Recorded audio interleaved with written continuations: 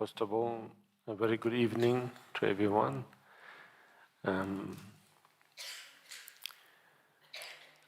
Fashionably late, as always. And okay, thank you. And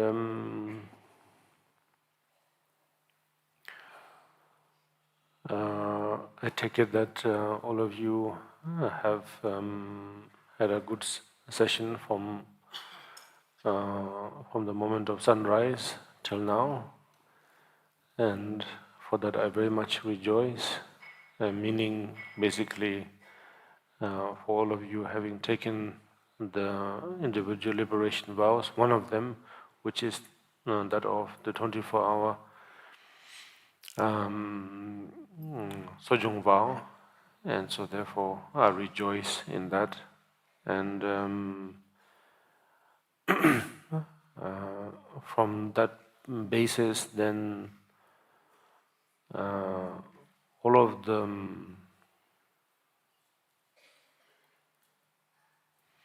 actions, one could say, everything that you do from your body, speech and mind, in short, that they all become meritorious. Meaning, as I said yesterday, that there is credibility. That's the thing. Yeah.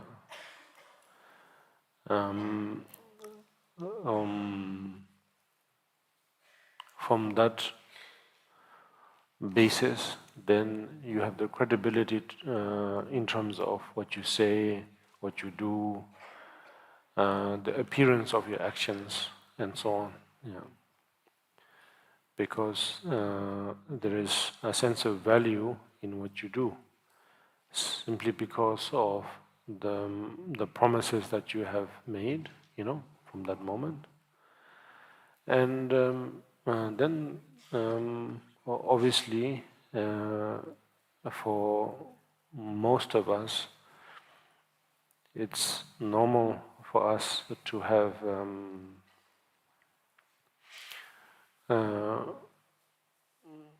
to feel confused or to feel a little bit intimidated in taking these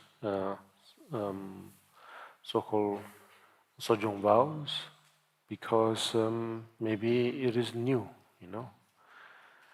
meaning it's something that it's a practice that you haven't been introduced to until now.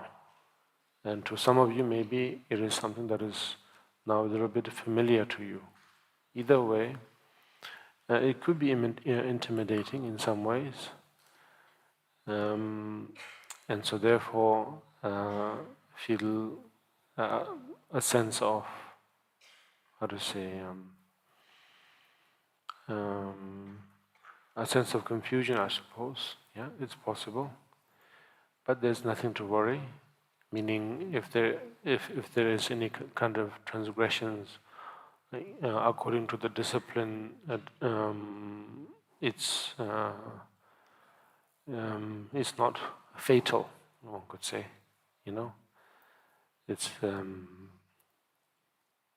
It's not really going to do anything negative. Every form of disciplinary conduct or practices are there to kind of make us wonder about how innovative we can be in terms of the concepts that we can create.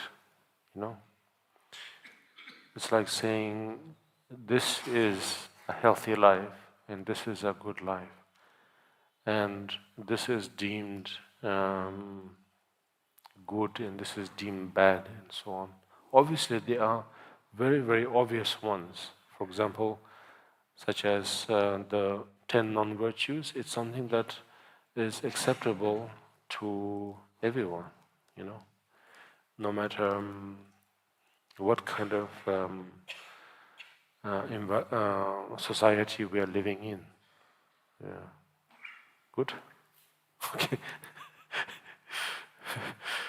Okay. So there are those obvious ones.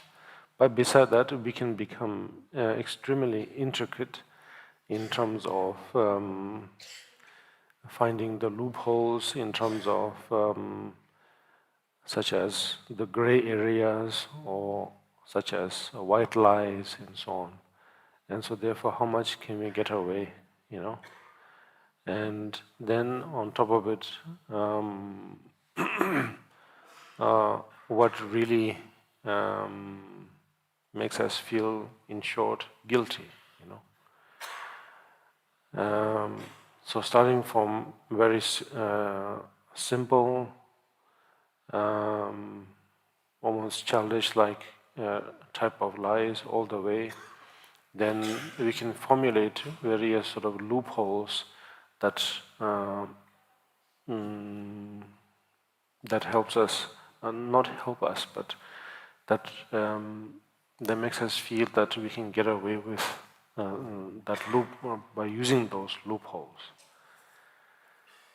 And so therefore, the disciplinary practices or the moral conducts, or in Sanskrit known as shilas, the practice of shila or paramita of shila is so that we realize what we are doing in a way. Yeah. We realize the complications we have made mentally. Yeah.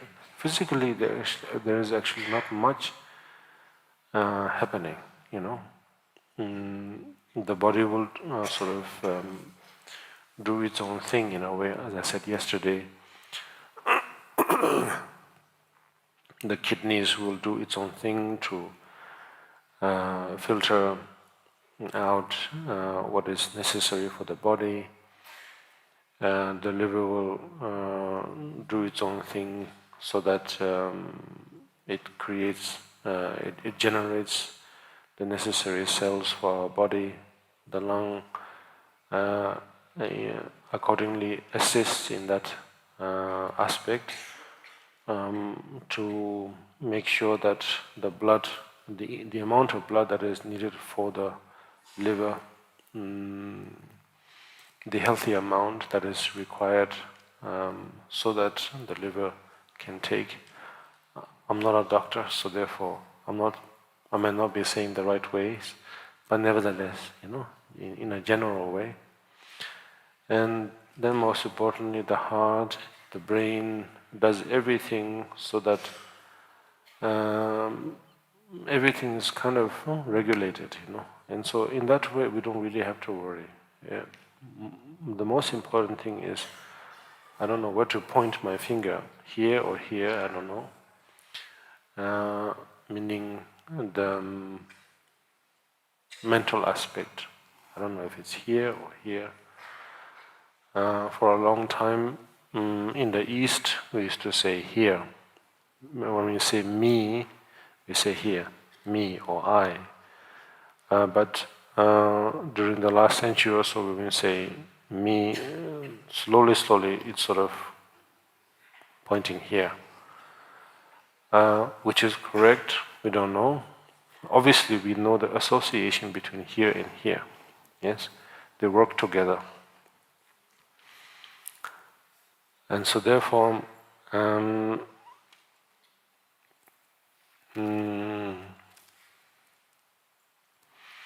it's that mental aspect, the concepts that we accumulate, you know, in terms of what we say is a good thing or a bad thing. And of course, it becomes extremely confusing when we put two different types, meaning what I think is right, what you think is right. And then there are amazing confusions. And so therefore, the disciplinary sort of practice of disciplines are there to somehow either to regulate or to find a balance, I suppose. Yeah. And therefore, for example, such as taking Sojong vows is, for example, the act of not taking someone's lives, is that now we will have many sort of questions about exactly what kind of act is taking lives, and to what particular point. And it's very difficult to say, actually. Yeah, very difficult.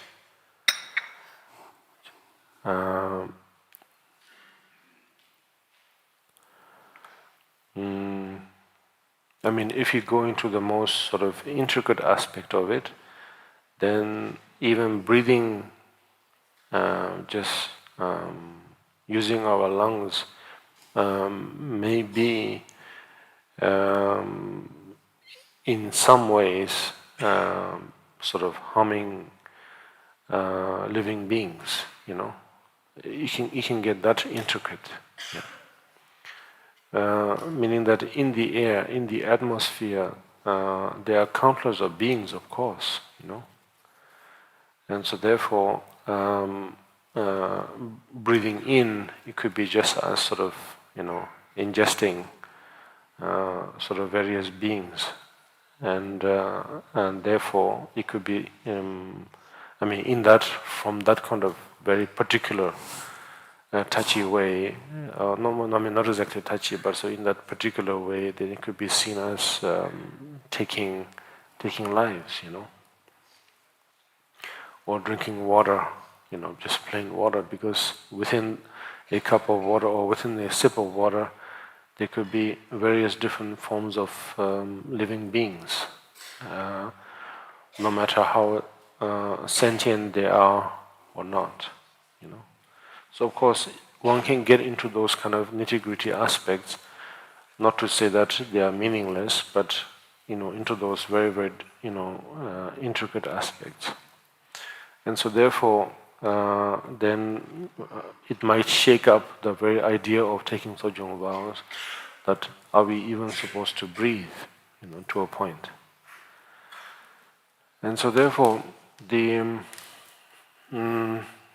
not exactly an answer, but the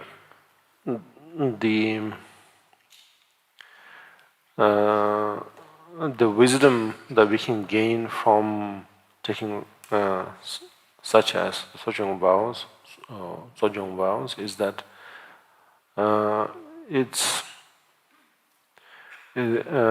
such practices are implemented to a point where we do what we can in a way. Yeah. We do what is manageable. Yeah. Meaning that it's not absolute. Our human body can do so much, and so therefore the body will do its own thing. But mentally, if you don't have the grasping, what we say in Tibetan sepa, or craving or something, at least the act is not coming from that kind of craving, that kind of willingness to take lives. But instead, from every possible angle, we have done what we could to eliminate as much as possible from not taking lives. And so, but beyond that, we cannot manage in a way, And so it's that kind of developing that kind of understanding in a way, and so therefore, when we say accumulate merit, we could have doubts about how, in a very technical way, how accurate we are. And so in that sense, it's not really possible to be that accurate, yeah. But according to what kind of living conditions, according to what kind of um,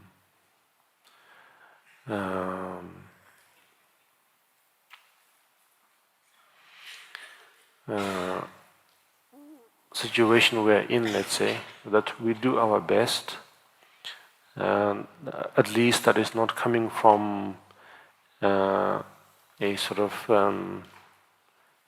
negative craving, let's say. Yeah. And so that's basically the whole point. Yeah.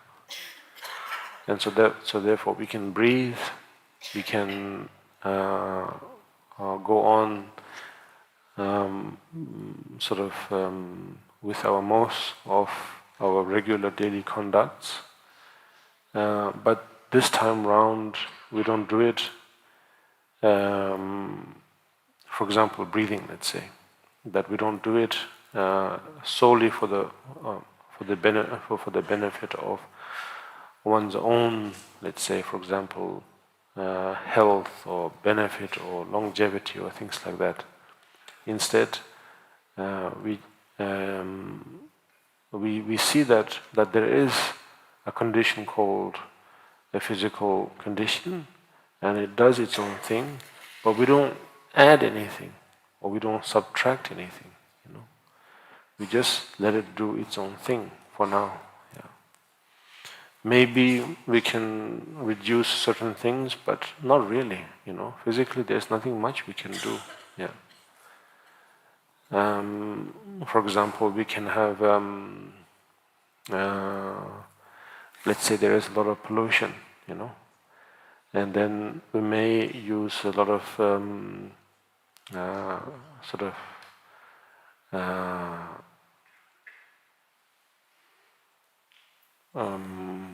technologies that could filter the air. I do, one can wear masks, one can wear scarves, one could wear, or one could use air filters and so on. And then we can investigate what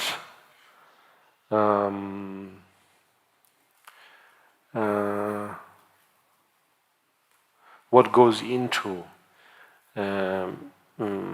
creating those air filters or masks and so on, and then how much pollution that does that make, and so on, and then we can just go on and on and on to a point where it's almost useless, and not just useless to utilize those, but probably it's even more harmful.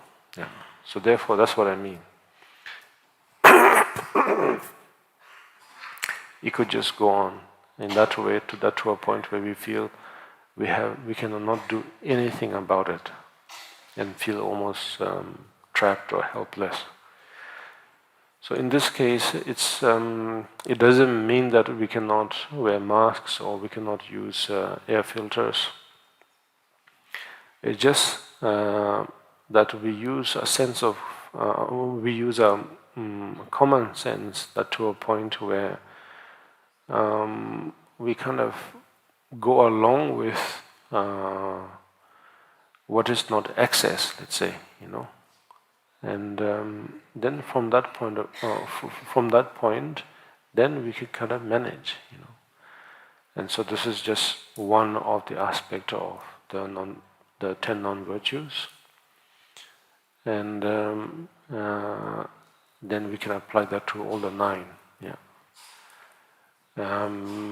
Because there is no actual black and white. And as I said, the gray aspect, of course, may be confusing, but at the end of the day, it all comes down to the mental aspect of things, whether it's here or here. And from there, then we have to see individual by individual. Because each of our constitution or physical constitution or mental constitution differs, Each of us grows up a little bit differently. Yeah.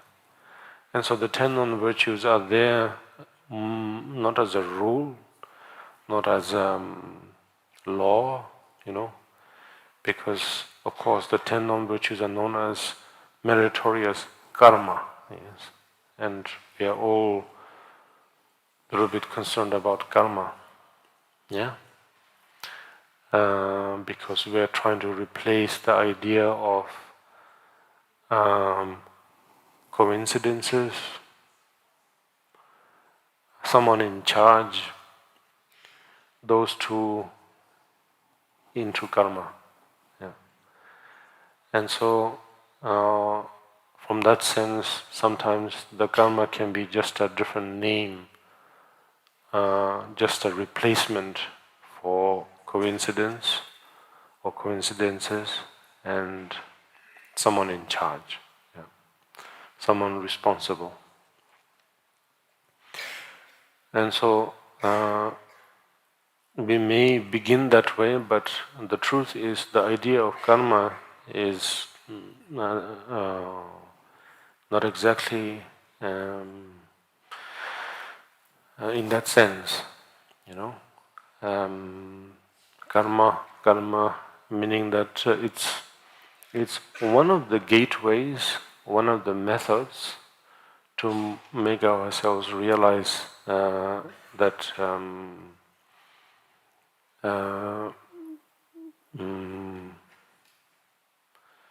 that it's only logical that we use that we try to find a cue in a way,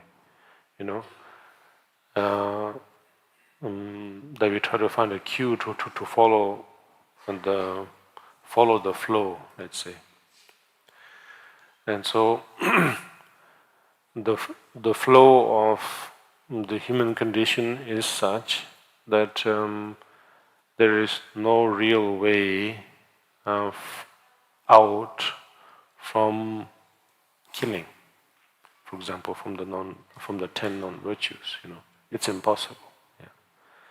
If you have to do it, if you have to find such a way, then we must all stop breathing, to that point. Yeah. And so therefore, obviously we cannot do that, and so obviously we must find a way, we have almost like saying no choice but to breathe. But this time round, we don't breathe in a way that, in a careless way, as if it's non-consequential at all, that this is a luxury, Yet at the same time, we don't also breathe in a way that, with a lot of guilt, I'm breathing in so many molecules, and in each of them, in every molecule, they are actually just like in the Samadhi prayers that we have practiced during the Malam, that we try to see that within every molecule there are countless of molecules, and within each of those molecules there are infinite amount of universes, Then you can just imagine just how many lives are there, And so therefore we are intaking all of those and ingesting them, and so on, yeah.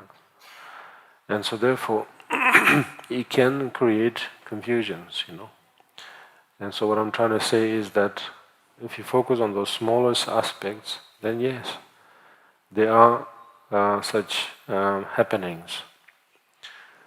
And so what do we do? Do we stop breathing? Obviously that we cannot. It's only natural that since we have this condition, that not really to say we must breathe, but it is only normal to breathe. Yeah. But in this case, at least we do it consciously. Yeah. Maybe breathing consciously, maybe it's not the right word, but maybe breathing it with awareness that that's what's happening. Yeah. And and yet at the same time, maybe I'm ingesting universes after universes of lives, in order to have a steady health, actually, yeah. Within every molecule of whatever food we ingest, in that, in the air, if there is that much, then we can only imagine what is there within the food also. And so now, therefore, knowing that fact, do we become afraid, worried, guilty to even breathe, So, in that sense, it's in, how to say, we may think that such practices are a way to create awareness of guilt, but in this case not. Instead, it's just to become aware of how things are in a way. Yeah. Particularly in this case, if you have a human condition, then this is how it is, Yeah. But that doesn't mean that then we slowly built up a sense of numbness, towards towards pain, towards our own feeling, and eventually, if a condition happened to arise where we have the appearance or we have the experience, of taking someone's life, let's say, maybe by coincidence, maybe out of strong emotions and so on. Yeah. I mean, we have the idea that whatever the limitation of this appearance is one single unit or one single being, and then similarly there are others, and then out of certain conducts or actions that we deem it claiming someone's life, and so and so therefore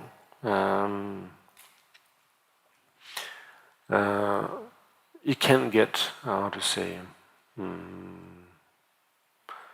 there is always that possibility that it can get out of control if we are not aware of it, because maybe we realize that this is what we are doing, even through breathing we are taking lives, and now if a condition happened to arise where we take actually someone appropriate to our physical standard, taking down a life is probably normal too, but in this case, of course, not.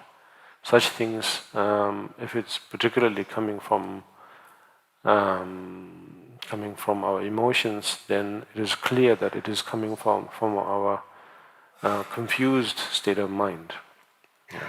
Whereas, such as breathing, which takes place from a state where, in short, like I said yesterday, breathing, the lungs, yeah, the lungs are doing something that is not biased, I'm not saying we can take someone's life unbiasedly, and say that this is okay, but if you get my drift, then at least we can be aware of it, At least we can be aware of what kind of condition we are living in. Yeah. Then slowly we will get somewhere. Otherwise, we will hop from one particular state to another, meaning from one state where we feel particularly pristine and that we want to do something something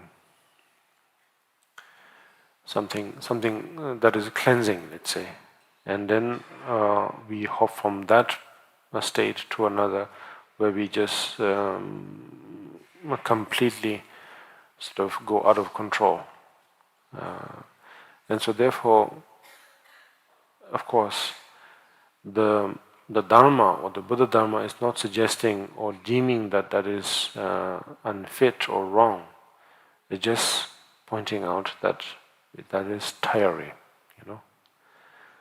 um, burdensome.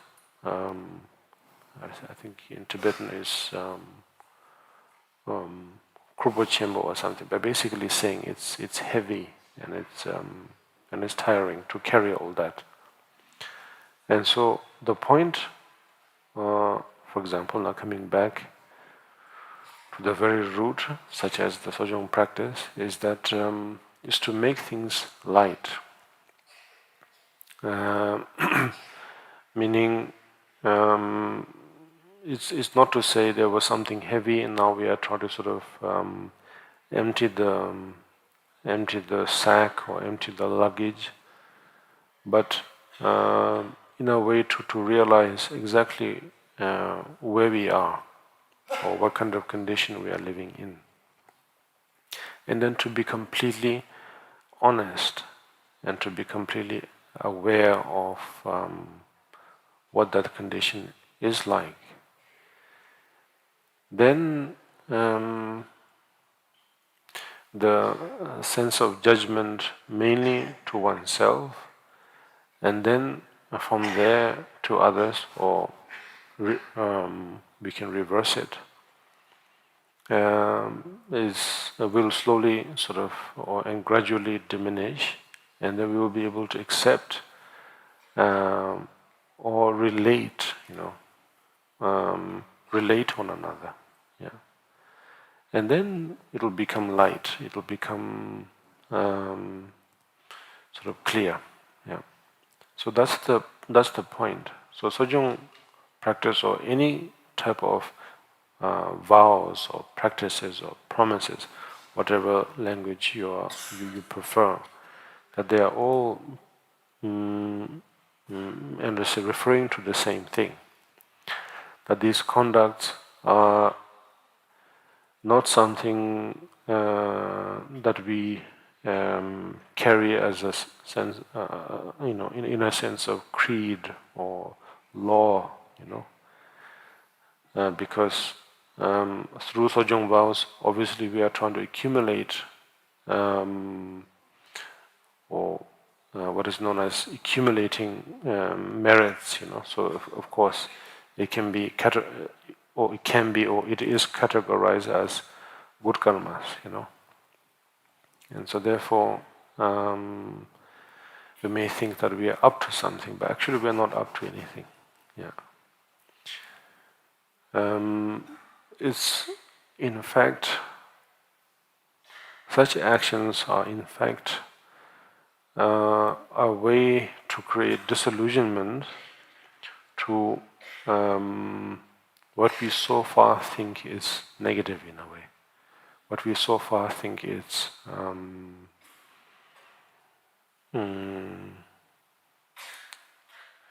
unhealthy on a spiritual level and on a non-spiritual level. So that doesn't mean that we, of course, now become completely wild, and out of control. But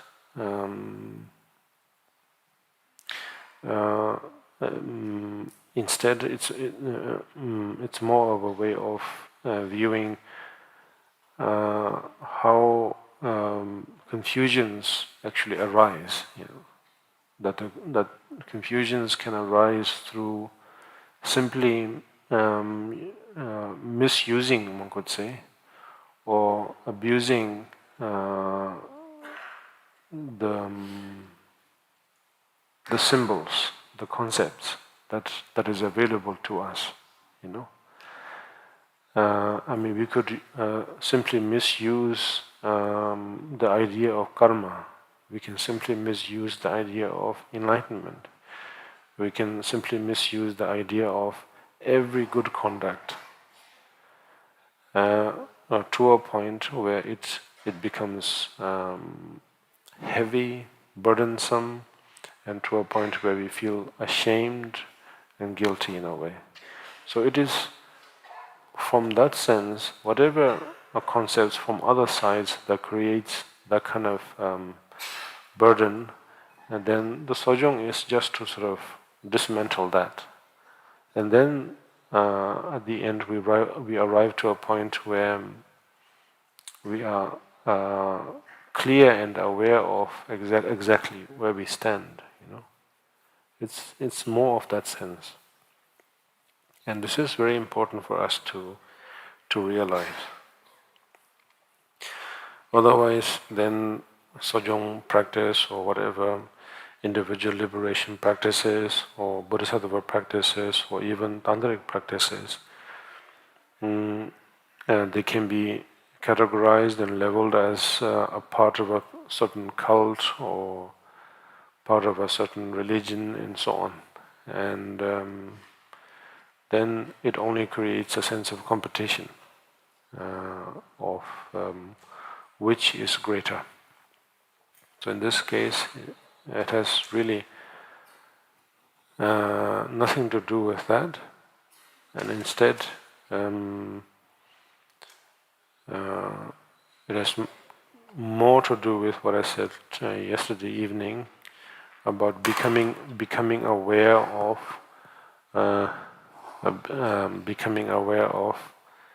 the most basic experiences that we can experience so far, such as the experience of breathing, the experience of our heartbeat, the experience of ailments or illnesses. We don't have to go into the aspect of the experience of laughter and so on, probably that's clear to us. But what happens more or less every day, it's using these methods to get into that more than somewhere else, actually. Because often it is normal for us to relate to such practices that it will get us somewhere else, somewhere from what we are experiencing every day. But it's actually more about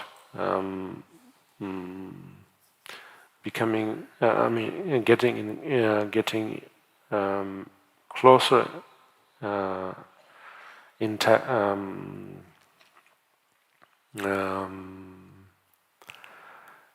with what happens during everyday ordinary experiences. So with that in mind, then I would like to once again ask all of you to join in this Chenrezig practice, even though during this formal meditation, then even though in this formal Chenrezig meditation we may not exactly have time to exercise all of the things that I have said so far, that's something you can do now later on after the formal meditation, Then you have the luxury of exercising how we relate to all these. But during the formal meditation, then it's pretty much the way I said yesterday, that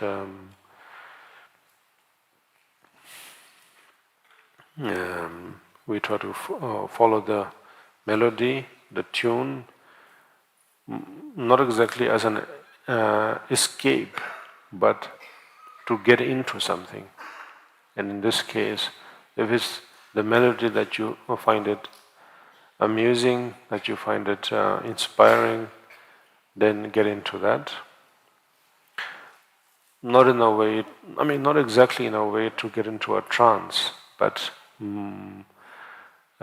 somehow with great sort of awareness, that that you're listening to something, that you are following a certain rhythm, and at the same time it's possible, it's not that difficult to realize that that's what you're doing.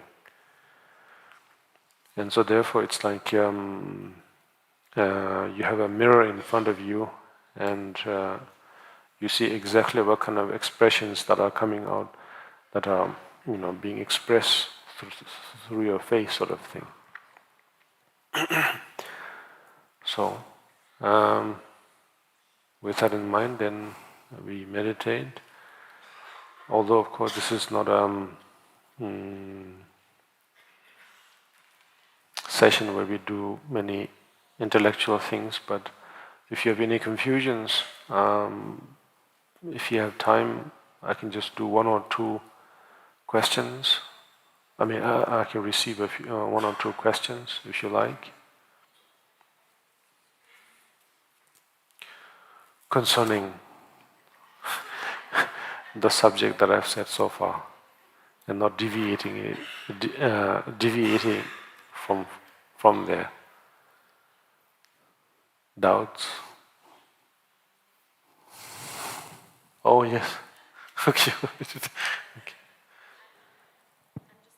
Standing with the microphone. Yes. But actually, I had one question in mind. Yes. If I may ask, regarding the Sojong vows. Yes.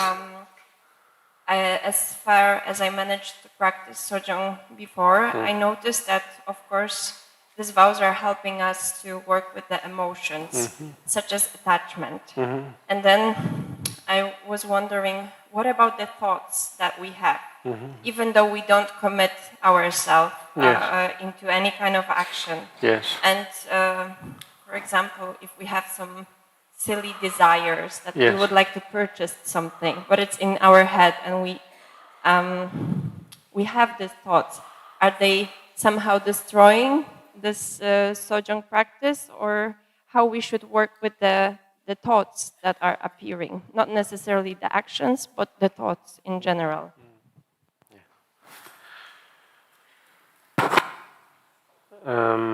Yes. Well, this is very much in line with the topic.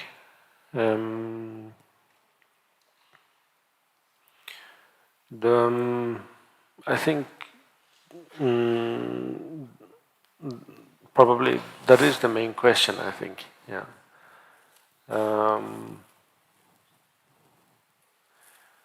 I mean, we can sort of divide it into two, yeah? The mental actions and the physical actions. The physical actions are probably easier to manage or to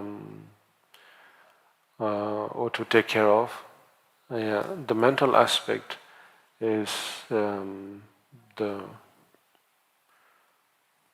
more trickier of the two. Yeah.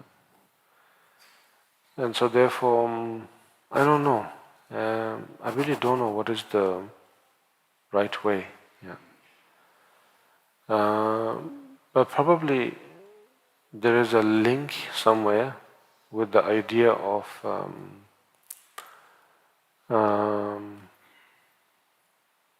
invisibility, I suppose. You know, that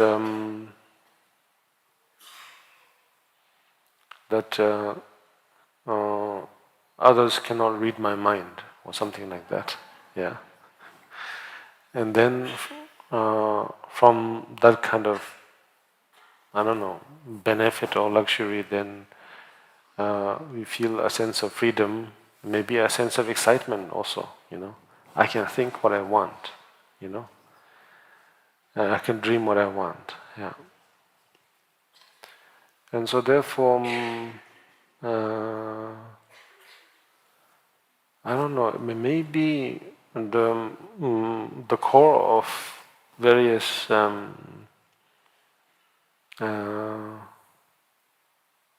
initially primitive, but in time very powerful actions, maybe they may be stemming from there. Yeah. And of course we have religions all around the world over the centuries to to somehow combat against that, and to say that, we can use a Buddhist term by saying the omniscient being or the Buddha can read your mind, and so therefore you should not have such thoughts, yeah? And if you do, you should feel guilty.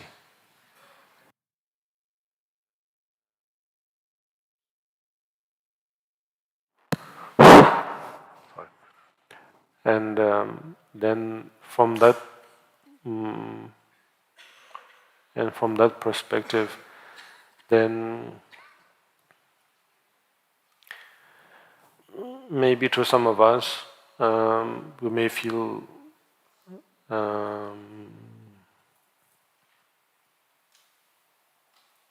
guarded, or maybe disciplined, or I don't know, maybe to a certain extent nurtured.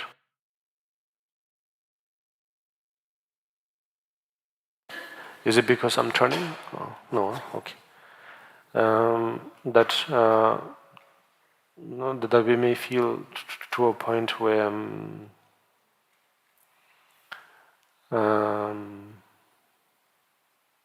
I'm responsible, or I'm answerable, or in short, I'm being watched. Yeah.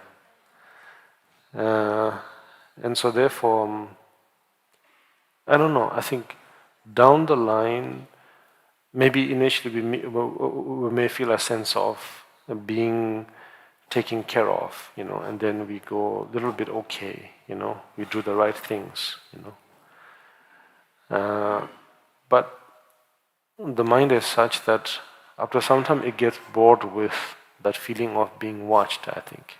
Yeah. That after some time, in order to escape that boredom, you want to, when you really think about it, that being watched may bring a sense of excitement in a way, in a way that maybe what are the loopholes where I can cheat my way from being watched, yeah.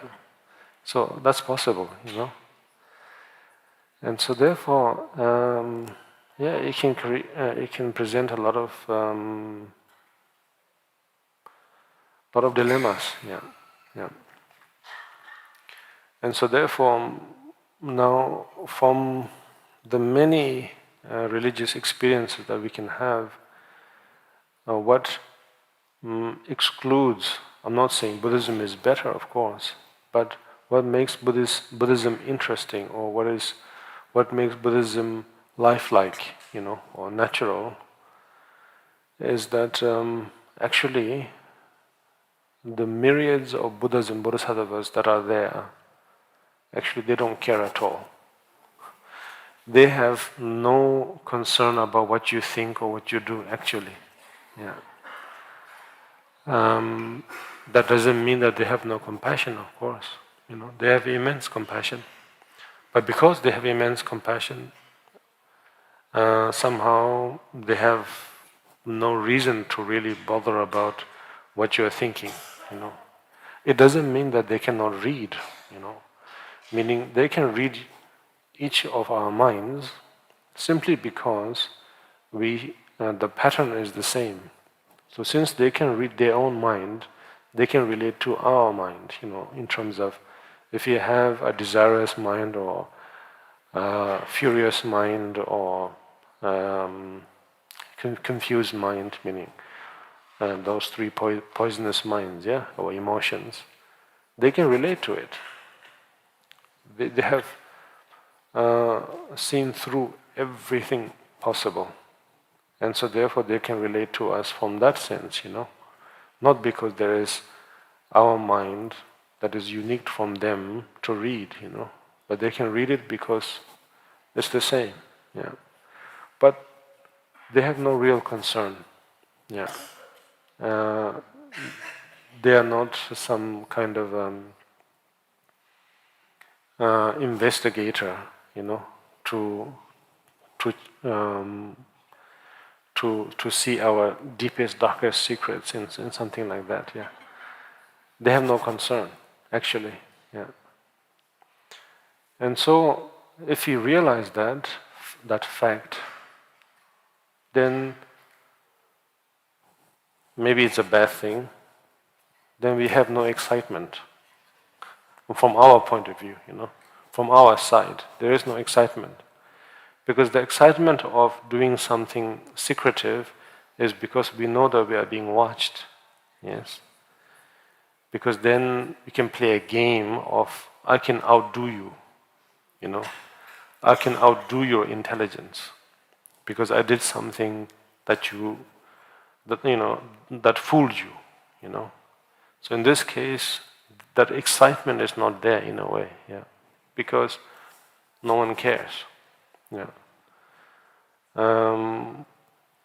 Yeah, I like the French expression, like saying, "Bouf," so therefore, they don't care, yeah. So it's that kind of perspective that I don't know, that makes Sojong practice interesting.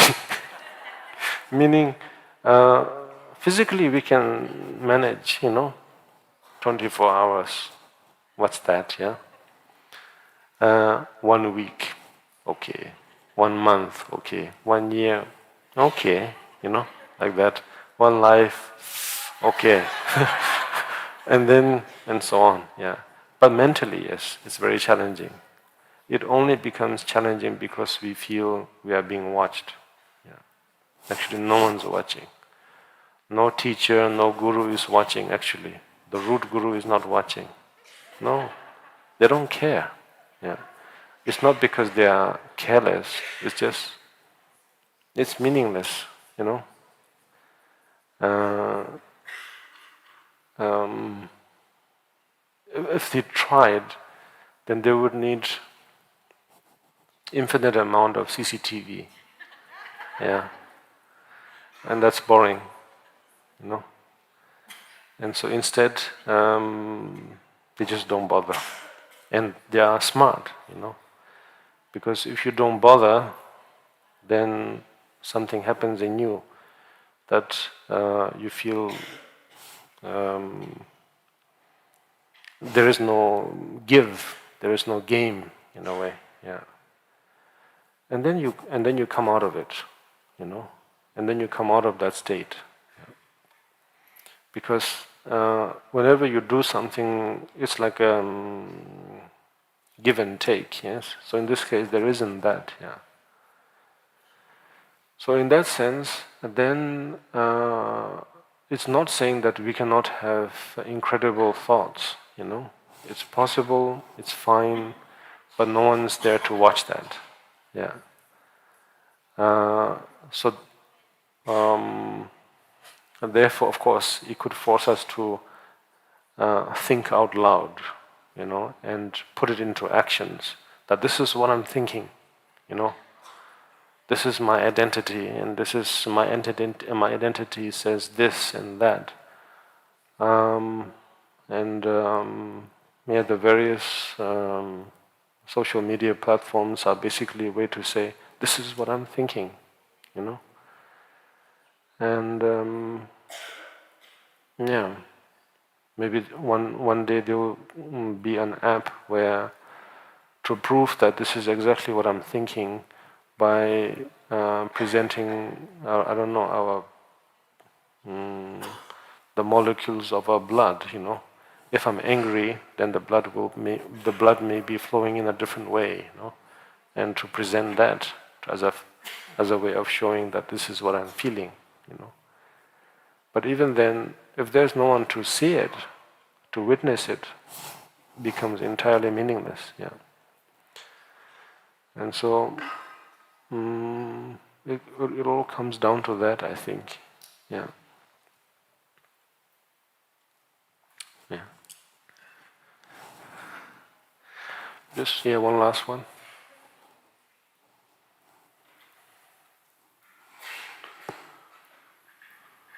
Okay, that's good.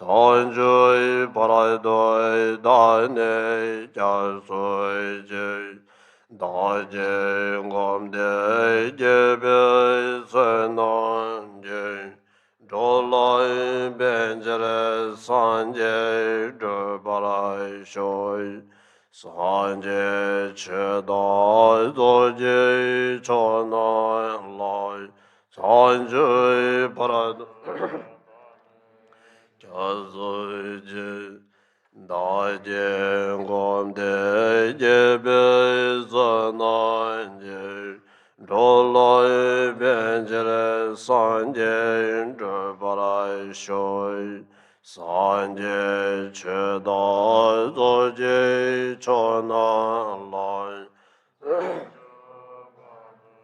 dane jasuje Dorje gom de jebe zananje doloi benjere sanje drbarai shoi daso gajabo semjenje Chezoi pegarai davete Shele pojoi Chenrezig Kolozoloi vezere ngade choi Zezoi toje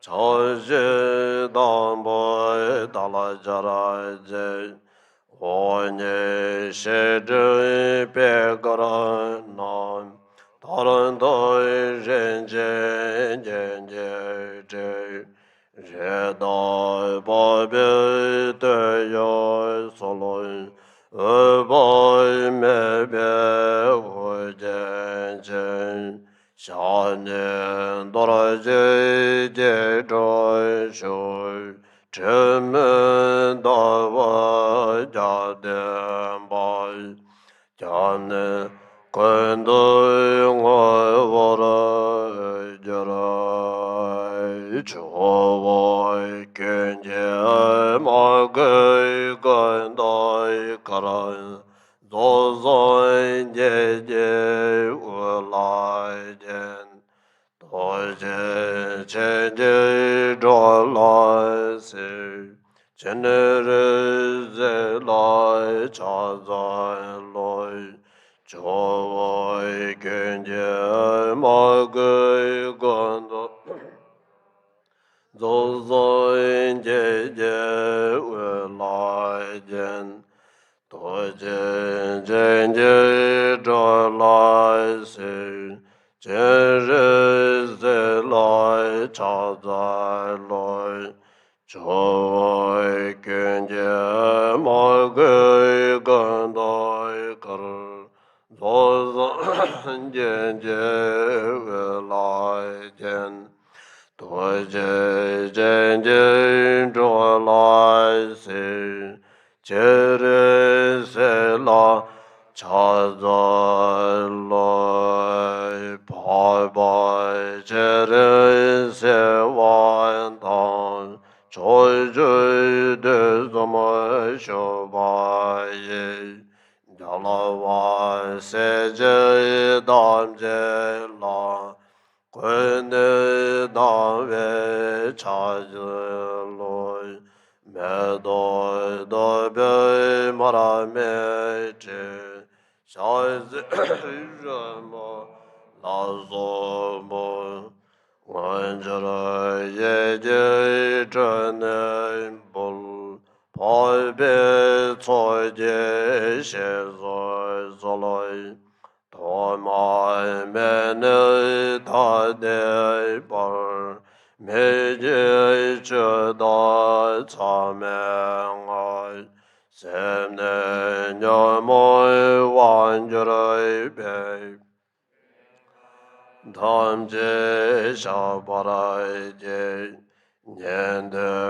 ranjaloi janjoi sem sozoi kewo la zombai tezoi jewo sunum la ne daye ran semje namje zambai dai loye che da che da war che jon do moi de bai ye che je koro lo koro do soloi Korawai jeze ma doi bar Nyanjine me doi toje ye wa ja zui ching wa yu sem je na la se su so lo da je tam je jan je jara ne ren bo me do jo wa ye ren be ba la do da jara je te da ra je je so lo da be pai be go le wa se re choi ma da le noi chulai je chang chen de wai chen je je nan je ken je le wai sem che re ze wa que zo do nan Yereme yoro hoy mane beme hoy hoy mane beme hoy mane beme hoy mane beme Oy mane beme hoy oy mane beme oy mane beme oy mane beme oy mane beme oy mane beme Oy mane beme oy mane beme oy mane beme oy mane beme oy mane beme oy mane beme Oy man, oy mane beme, oy mane beme, oy mane beme, oy mane beme, oy mane beme.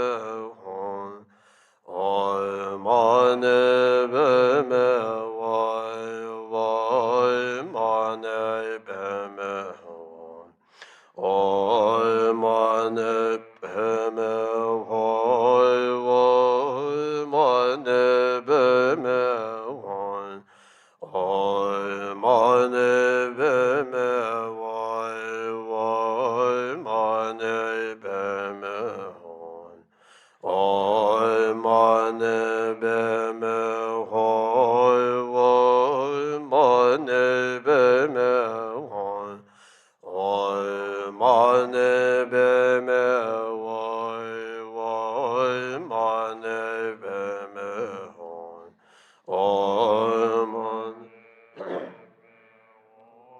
oy mane beme hoy Oy mane beme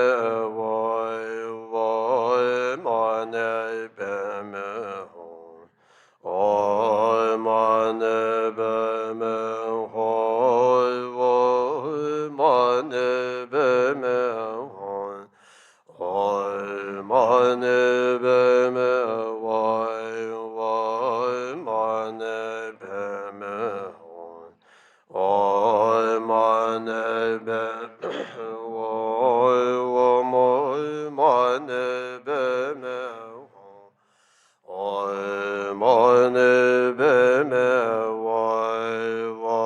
oy mane be me mane be me mane be me mane be me mane be me mane be me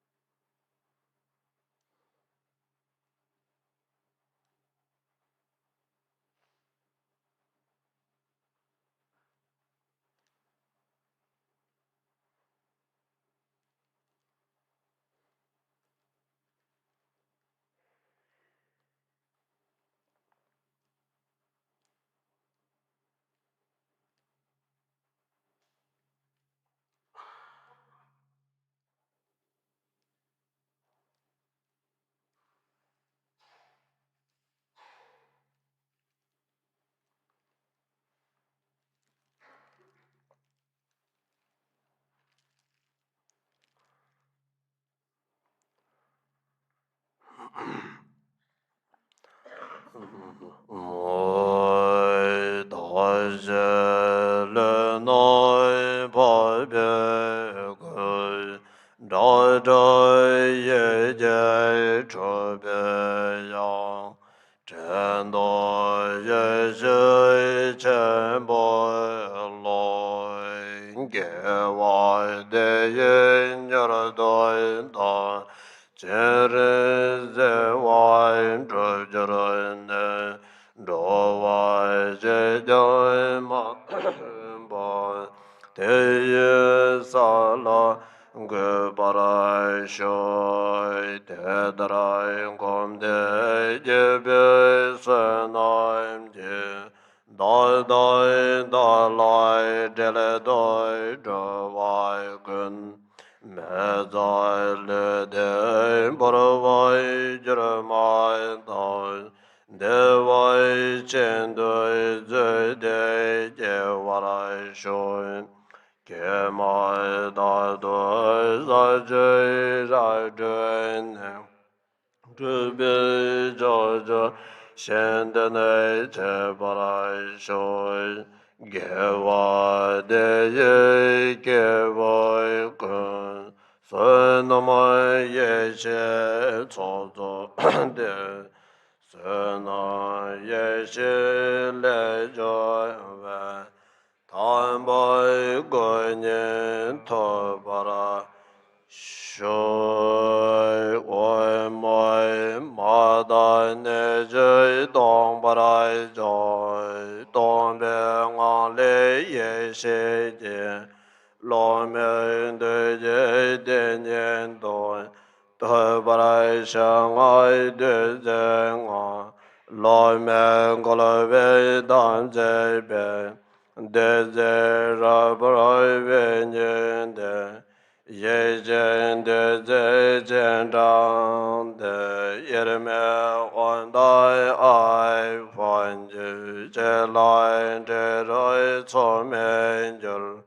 zai ju la ma ye dan la zo dai ba bo kan ro che joi cho jen dang Dön je nam karai chen shen de ba jarai ye dam kun de ca ve la ma chu kon jo kun de ca ve la ma chu che jong kun de ca ve la ma chu ke barai che joi pere je na za chen ne pa lai de la mo rang joi ja la mo ne che je mo kro doi che ba che bara che ja lai bo na ma te se nga je da Dorje le bo sen ge shen jo dai karai na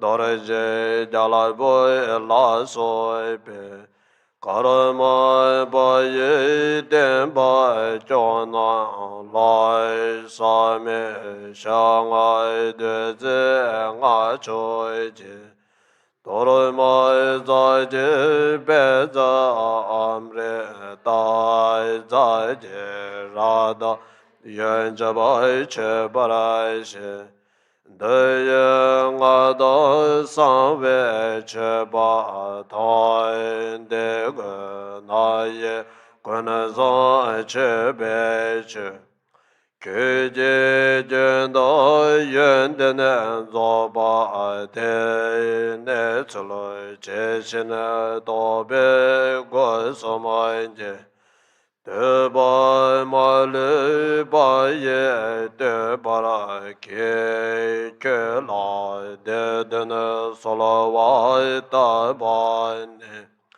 da zo ge lai cho da de ma ke ngoi zhe de lai zo lo wa dong ke ba rai ze re ne me pa lai zhe ro ye la sam ze ge che cham ye la Dromne Karmaya Paye Sheba Kuna Daje Mal Nyarado Drpa Dong Karma Paye Ten La Neje Namai Daje Talawai Shende Lo Paye ne ba da da ni de za lai do so lai te da ra che de te be je wa de ma je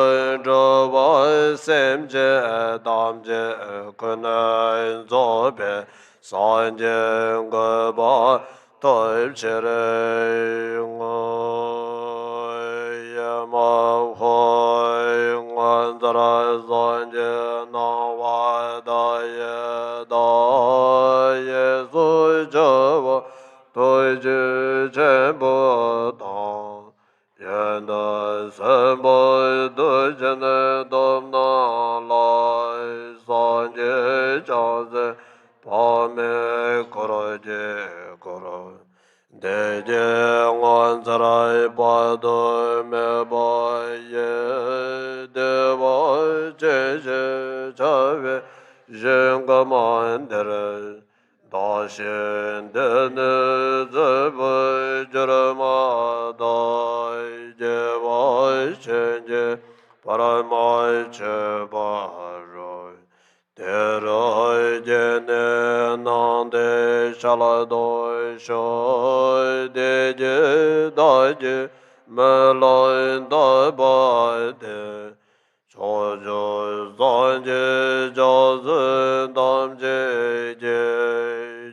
me je ba ra sen je la de za la te ya da ben ze je ya wa bo da na ye so hai cho de ya la wa se je go zo ni zo la je ye ran da je de zo je za ba go je sa lai che ba bo lai da ve den ba pe le je ro je wa sem je gue lo ngon zhō gu sān je dōi je rō je zāi tān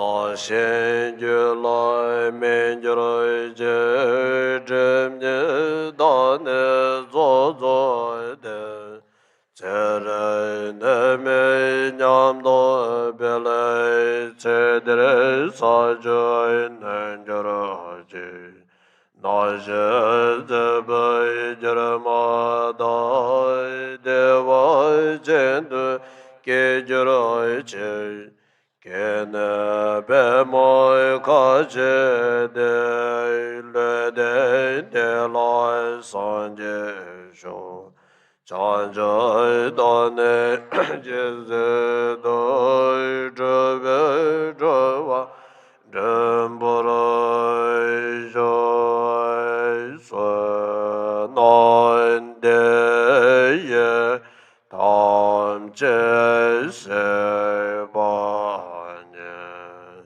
Tam Ne Nye Be Jan Naim Pam Je De Ke ga na che ba la troi ba ye se be tsoi le do wai do loi wa ra shoi chan choi sem ne bo che mai ye pai nai ke joro je ke bai nyai bai me ba dan ko ne go de pele warai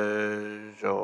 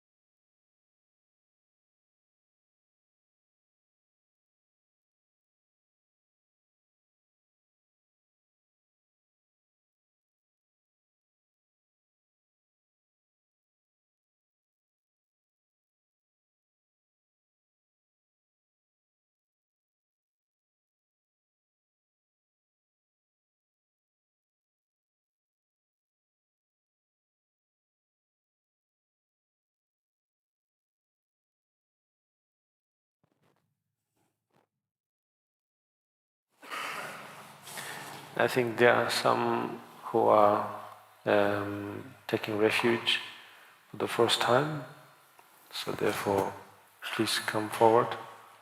Друзья, кто хотели принять прибежище, вот ваш момент наступил.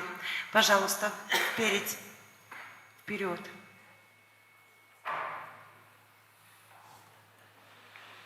Nizik? No. Nizik.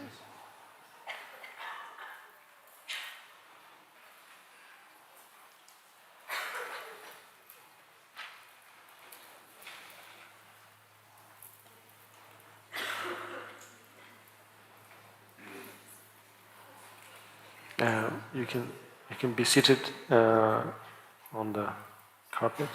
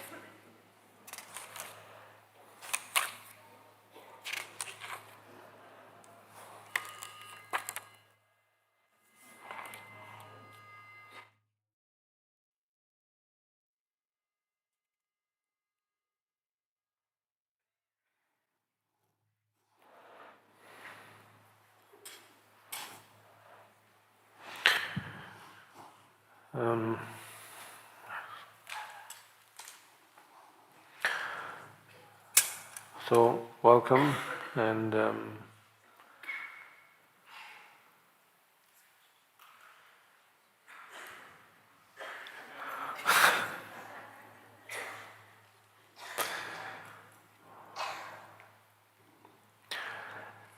okay, there is translation also. Okay. Okay.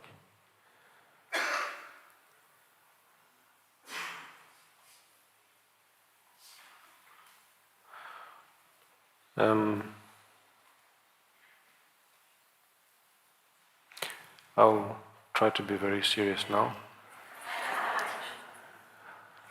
So, for those of you, just so you know, for those of you who have already taken refuge in the past, then if you're taking it again today, it's more of a way to take remind yourself of having taken refuge in the past. Yeah, maybe some of you have taken it at a very young age, where like someone like the little boy, where we really don't know what's happening, but we are being baptized, and so therefore we are being put into the machinery, and then we have become some sort of a Buddhist troops,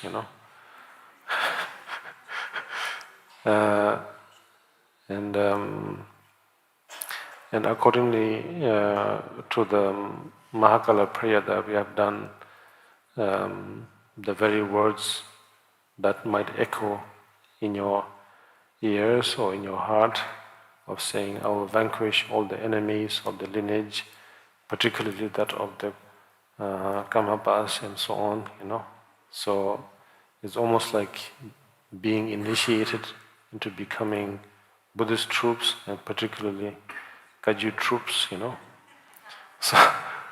So therefore, yeah, it's like, I suppose in some ways, renewing the vows, And so therefore, those are the kind of funny things that happens. But what really is taking place is when we take refuge in the Buddha, Dharma and Sangha, yes, there is a sense of recognition that I'm being dependent in a very genuine and honest way. Because for some reason, up till now, up to this point of my life, I have seen, I'm saying this on your behalf, yeah? That up to this point of my life, I have seen various things that is not really seems to be according to what I've seen or what it appears and how it sounds, you know. So meaning that you have discovered that somehow, oh, this is an optical illusion of some kind, like that of a magician. And so therefore, meaning the optical illusion of a magician can take place because we are very much used to seeing things in a certain way, feeling certain things, feeling things in a certain way, hearing things in a certain way, the words being used, mainly words. More than the appearance, mainly it's the words or the concept, as we say in English, that we are brought up with. And so therefore, like each of you, when you were growing up, you would kind of know.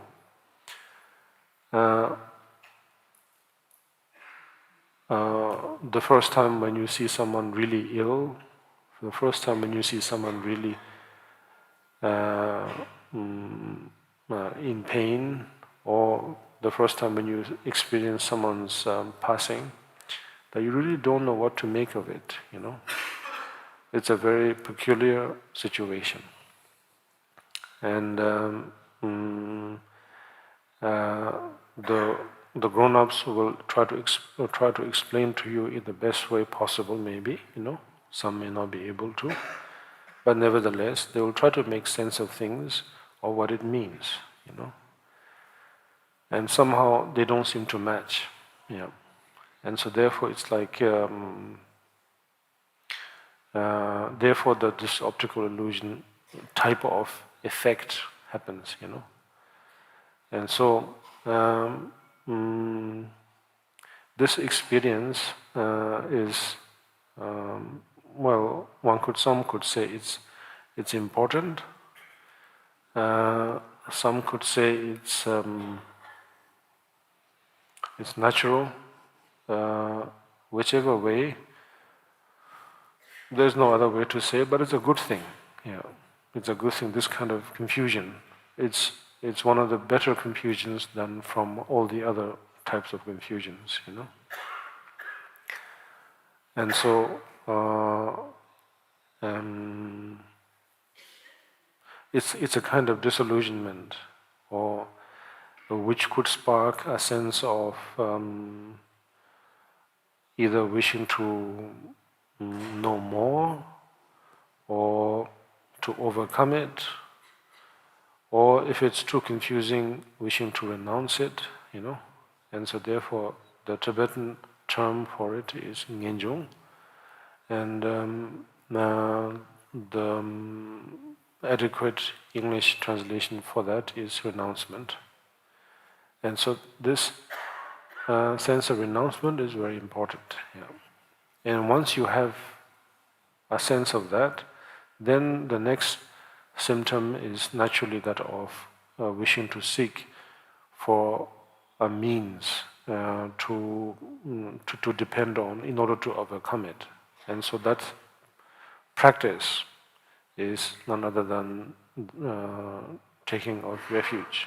Yeah. So now, in order to simplify the refuge, then we have the practice of Buddha, Dharma, and Sangha. I mean, it is precisely categorized in that.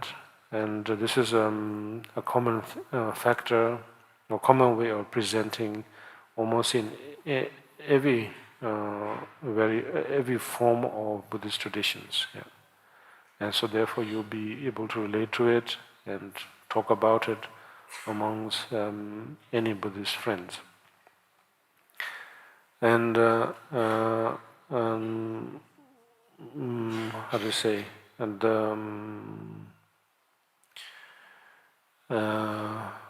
I mean, it's up to us in terms of whether when we take refuge in them, Buddha, Dharma, and Sangha. It's up to us, of course, in terms of how we want to relate to it.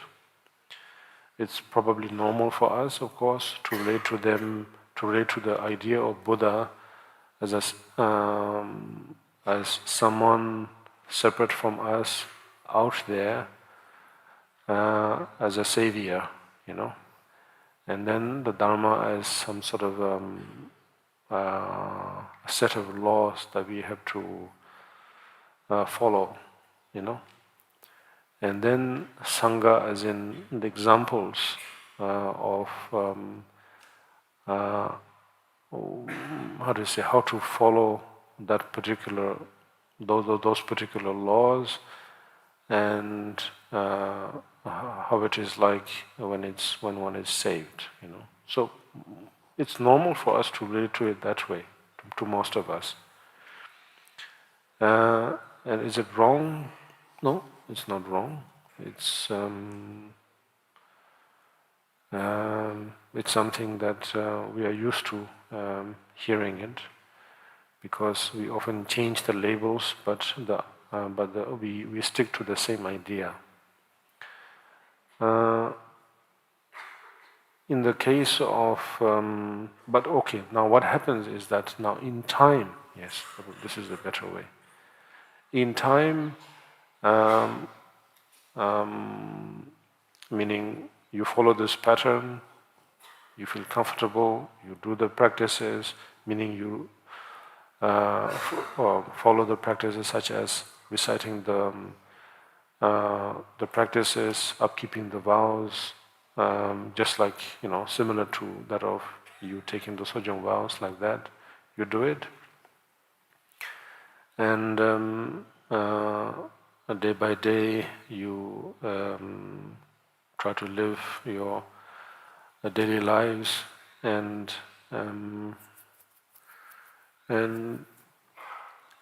maybe that's comfortable, you know. But over the course of time, then maybe something might spark in you to a point where maybe there is a little bit more to this than how we are initiated or how we connected in the first place. Then at that moment you can allow yourselves, of what I say right now, is that yes, that there are you know, so-called enlightened beings, Buddhas, Bodhisattvas, Arhats. Buddhas meaning fully awakened beings, Bodhisattvas meaning awakened beings who wish to awaken others, and Arhats meaning how to say,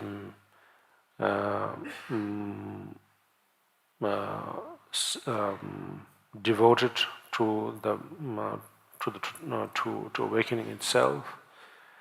There are beings like that, you know, whether they are known as junior Buddhas or higher ranking Buddhas or lower ranking Buddhas, whatever be it. In short, it's just different names, but they are beings who are awakened. And this is sort of like a metaphor for our current state, you know. Our current state is nothing wrong, you know, there's nothing wrong with our state, but nevertheless, if we are able to experience confusion, if we are able to experience great volume of emotions, then it means that we are dreaming. And so therefore, being awakened means that you come out of it, you come out of that state. And so Buddhas and Bodhisattvas, they are not gods, they are not coincidental sort of elements. They are just, how to say, the opposite of being in a slumber. Yeah. And so therefore, accordingly, then when you take, when you further your practice of refuge, other than seeing them as your savior, then you can see them as examples of or symbols of hope or symbols of inspiration. You know, that you yourselves and along with it everyone can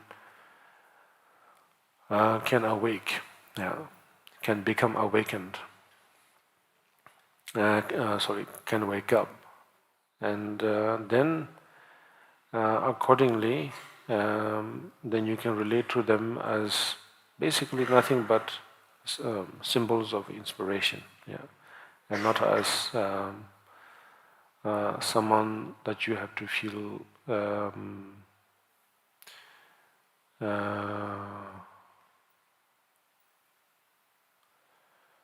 loyal to,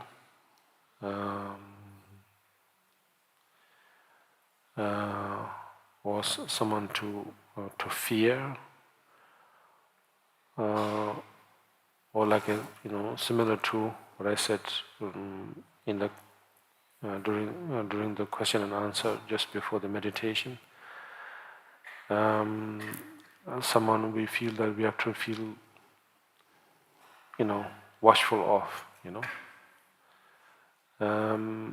because they really don't bother.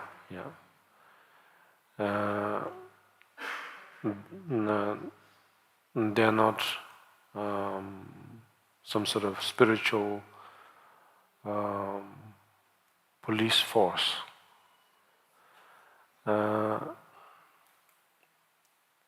Or keepers of the karmic law, and dictate whether we have been good or naughty,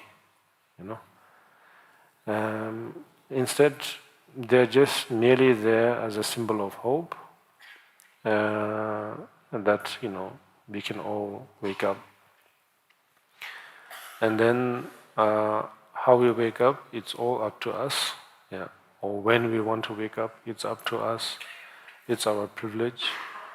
If we want to postpone our awakening, it's our privilege, And we can postpone it for as long as we wish. For eons, eons, and eons, and eons, and eons, and eons. No problem. Nothing will go wrong.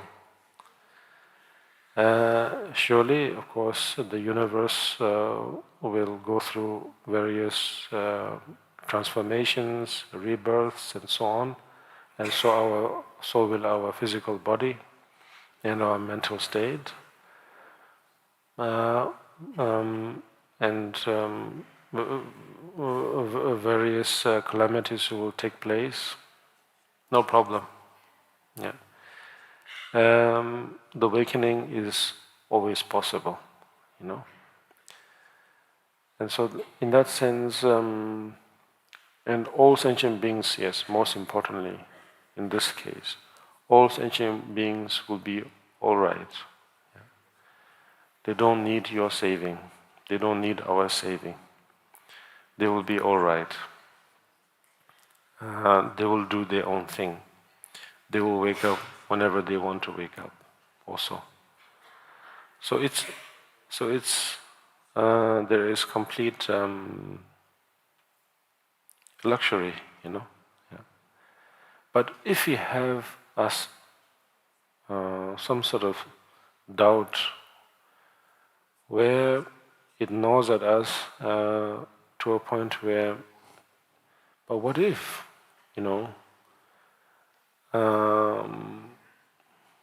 what if out of 99.99 I don't wake up out of all sentient beings, Then the refuge practice is there to tell us that no, there is no such thing, There is no percentage. It's not measured in that way. It's that it's up to our luxury and privilege when we want to wake up, or if you want to wake up. Yeah, it's completely up to us. And this is something that we have to know from now, or you should have known. Um,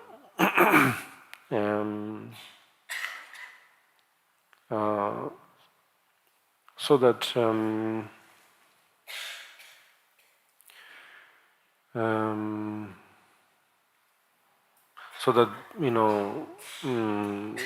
going through the various steps of being a Buddhist is not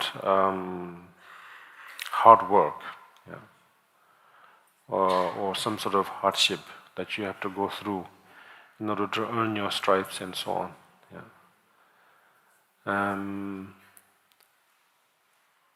And so that's there. Now, having said all that, then socially, of course, we have to be considerate, yes.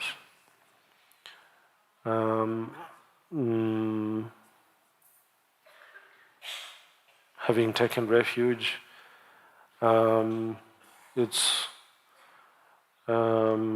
it is considered something noble,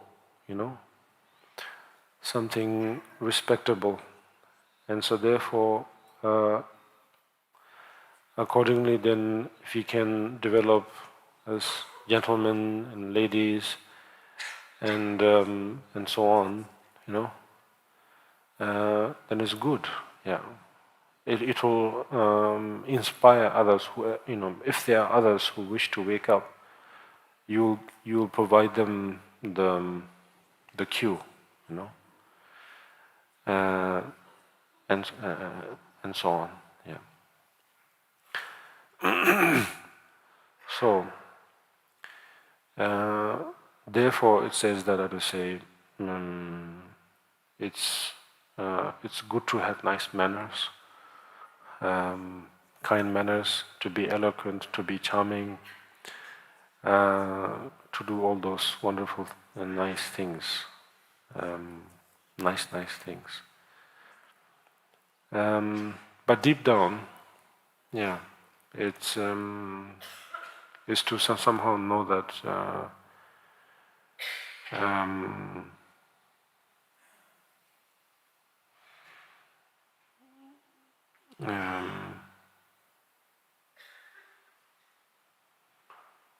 what you do, what you say, what you think is in any way or not being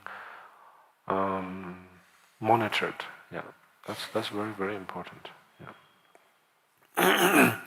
Meaning that, for example, we do the Chenrezig meditation. Yes, right now we did, and the translation of Chenrezig, basically, it can be in a colloquial way. It can be translated as CCTV, because Chenre means it's a sort of camera, or it means eyeballs. Zig means watch, So it's kind of like watching eyes, And so therefore, you could feel a little bit uneasy, And then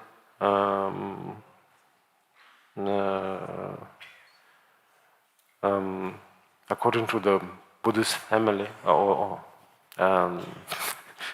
family, then the Amitabha is also known as the one who sees all. Then there is a junior one and there's a senior one, and there is a chain of command who oversees everything and watches everything. And so this could create a lot of confusion, And so that's not the case at all, of course. Seeing all or observing all, yes, there's the translation of loving eyes comes with it also.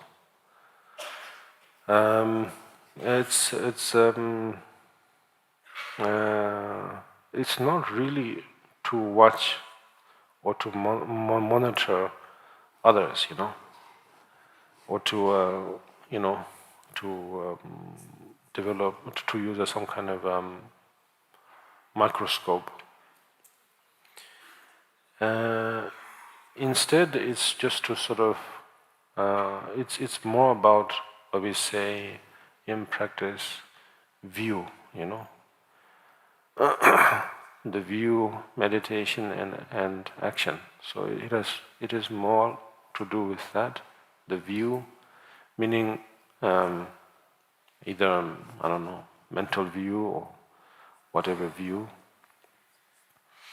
Is that if you are able to observe things in a non-judgmental way or non-critical way, meaning one can be critical, one can be very, very critical, no problem.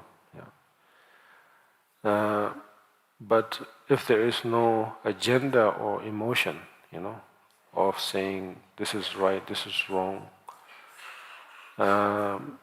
in an emotional way, and then everything's clear, Then actually you can see it better, And so in this sense, yes, every Bodhisattvas, Arhats, they are how to say, observing, or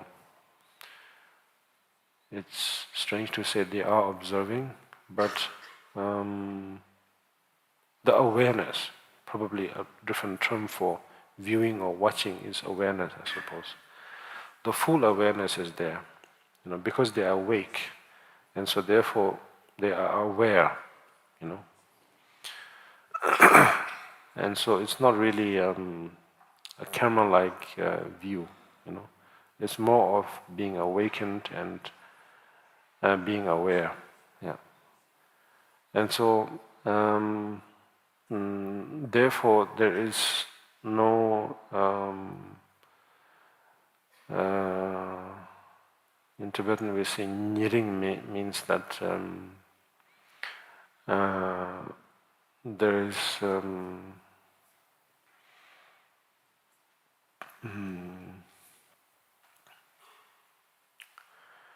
there is no differentiation, I suppose. I don't remember the right word right now for that. And so, in that sense, yes, the awareness is there, not in a sense that the radar of awareness is somewhere there, or from the 10 different directions into this center, not in that sense, because that again makes us feel a little bit uncomfortable also. Again, the same old thing of being watched. But instead it's a sort of a metaphor,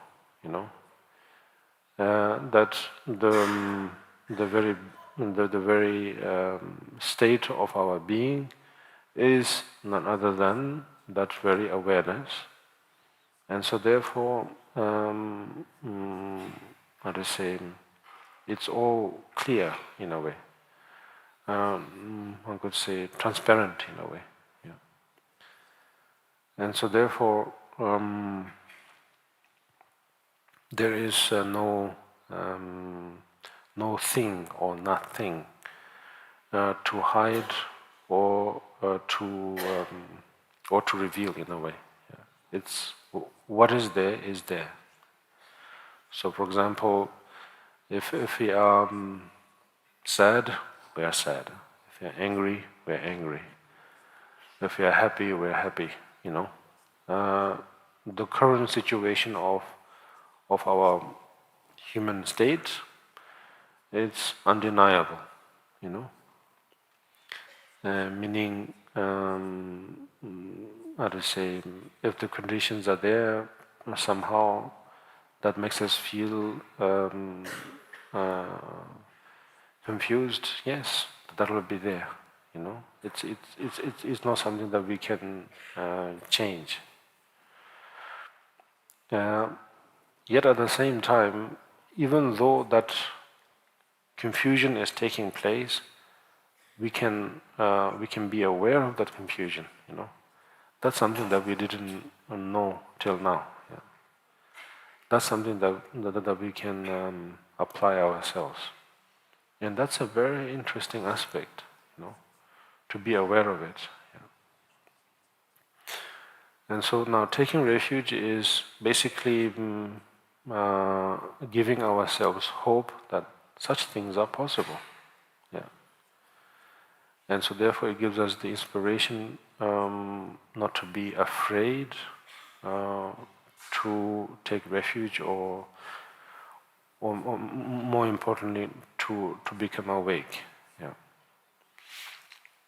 And also on the other hand also not to be afraid of how challenging it could be or it might be. Yes. Whether it's challenging or not, it's completely up to us. If you want to, if we are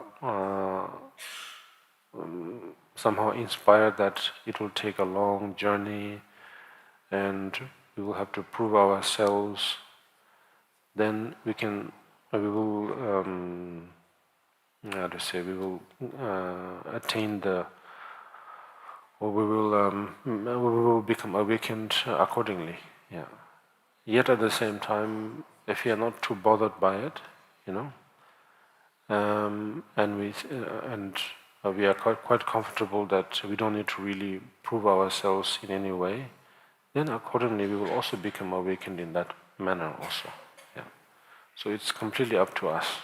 Yes. Okay, so then now I will recite the refuge words, which are like vows.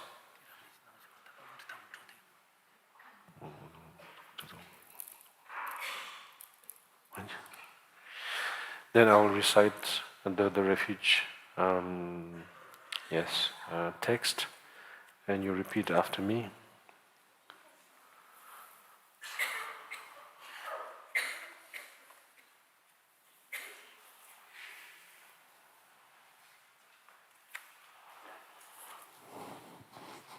Yes.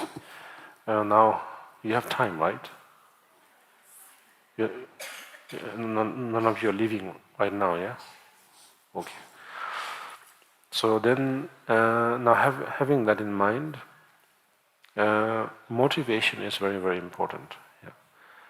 Yeah. Meaning that it can be the simplest of things. It can be as simple as you had a good meal, and whether you come from east or west,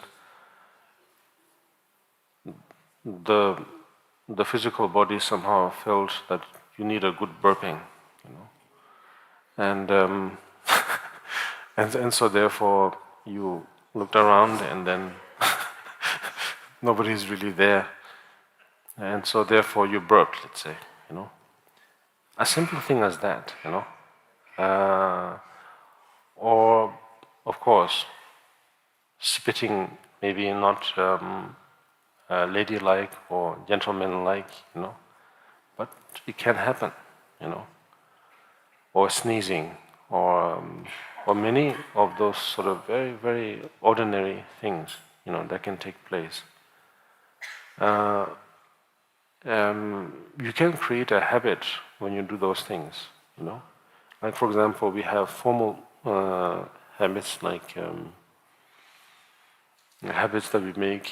Like for example, when we do before a meal, we try to offer it to the Buddhas and Bodhisattvas. You know, we have offerings, you know, like that. And then if you have leftovers on the plate or on the table, when we discard them into the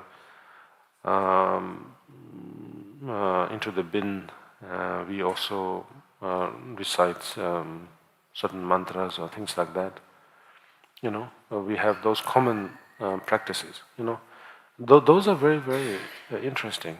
You know, meaning that it's a way to sort of condition, or it's a way to develop our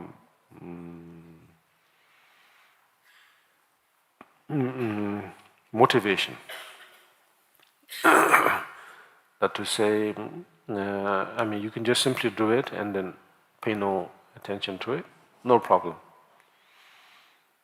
Or you can say that, you know, which most of us do, I mean, or most Asians we do, we say, burping is a sign of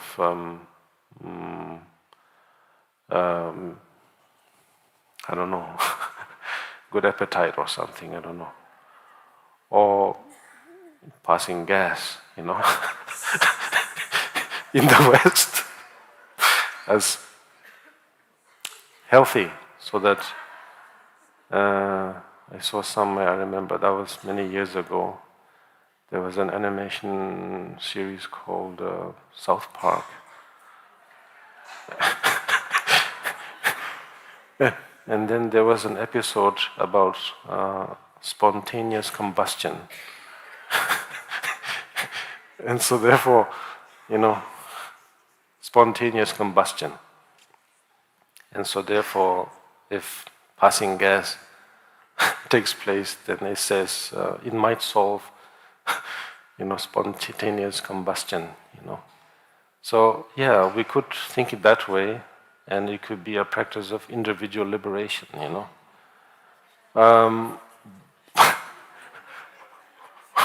But at the same time, okay, I should have said, replace that part with something else, because now it doesn't sound right. One could do ordinary things, and at the same time say that I do this for the sake of all sentient beings.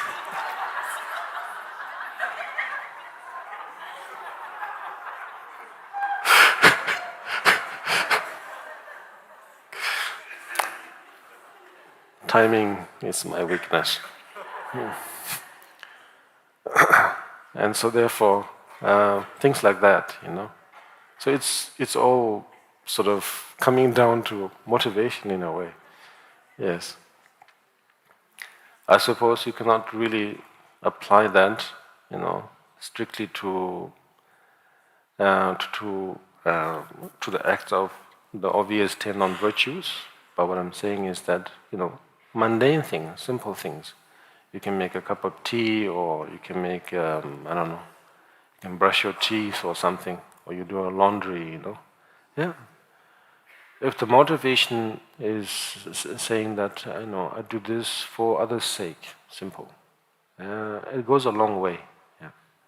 So in the same way, now, if you practice the refuge, if you take up the refuge vows, and if you practice them, if the motivation is not just for my own good health, for my own wealth, or to some, but for the sake of all others, then it goes a long way. Yeah. Then it becomes nice and beautiful. So, with that in mind, then please, yes, then I will give the